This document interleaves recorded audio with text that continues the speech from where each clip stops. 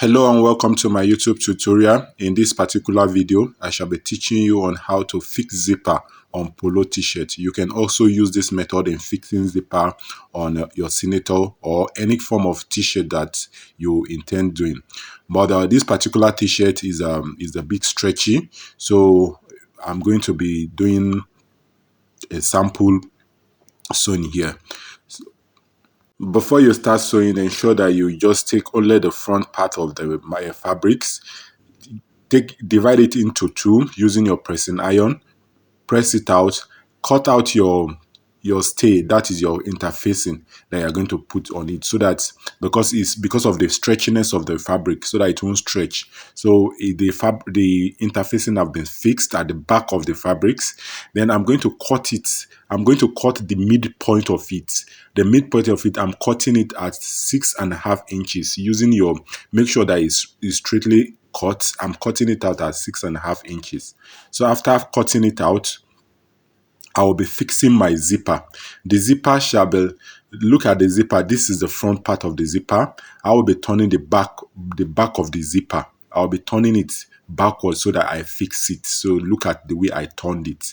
So this is how I'm going to fix it. You can fix it with your normal footer, or if you have a zip footer, you change it to your zip footer. Like me, I have a zip footer. It does not necessarily mean you must have a zip footer. So I have a zip footer. I'll be changing it to, I'll be using my zip footer so that it will be very clean. So the zip is turned upside down, and look at what I'm going to do. So gradually I shall be sewing. When I'm sewing, I make sure that the footer is very close. It's very close to the zipper.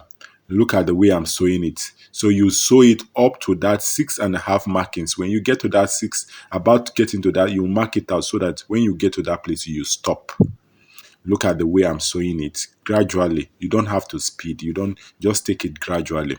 So by the time you get to this point, look at, I'm marking out the point. You use your hands so that you will not pass it. You use your hand to roll the hand wheel of your machine. Just use your hand. You don't need to press the pedal. Use your hand to roll the hand wheel of the machine. Now close back your zip. When you close back your zip, now this is the tricky part of it. Look at the way I'm turning it. You are going to gradually turn it. Look at it. Look at the way I'm turning it. Using your needle to pivot it while you are turning it. Then look at the angle. Look at it. I'm going to turn it so that it will be straight.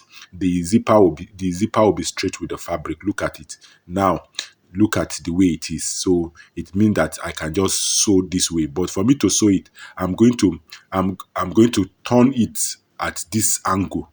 Just carefully look at what I'm doing. You don't have to rush this part because this is the most tricky part of it.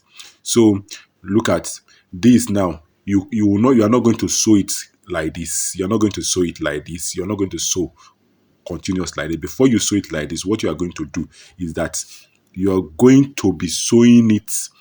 Look at the way I'm going to be sewing it now. You just sew, use your hand to roll it and make sure it's at right angle.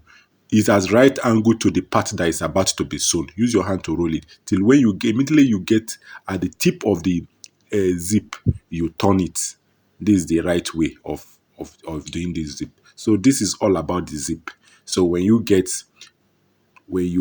are doing it, just ensure that when you are using a stretchy fabric, make sure you use interfacing so that it will not stretch. It's because of that interfacing that I'm using, that's why it's not being stretched. So I'm going to be having a very straight sewing without it wobbling. So this is it. This you see the end results now when I cut it out. So this is the end result. You see that is okay. So before you join it, you might like to top stitch. So for you to top stitch, you still use your same, just use same your footer. There's no need of changing footer. So you top stitch. That's just it. You top stitch around it at this interval. So this is how it is being done. If you have any question, kindly let me know. If there's any other videos you'd like me to do, I think this is the second time I'm doing this one. The first one, I didn't actually voice it, but this particular one, I'm voicing it so that you understand better. If there's still room for improvement. If there's still any way you don't get it better, just let me know. Thanks for watching this video. Kindly subscribe, share, and comment so that it will help me in this video. Thank you very much for your time. Thank you for learning from me. And like I said initially, if there is any video that you like us to do, kindly let me know. I will take my time and do it.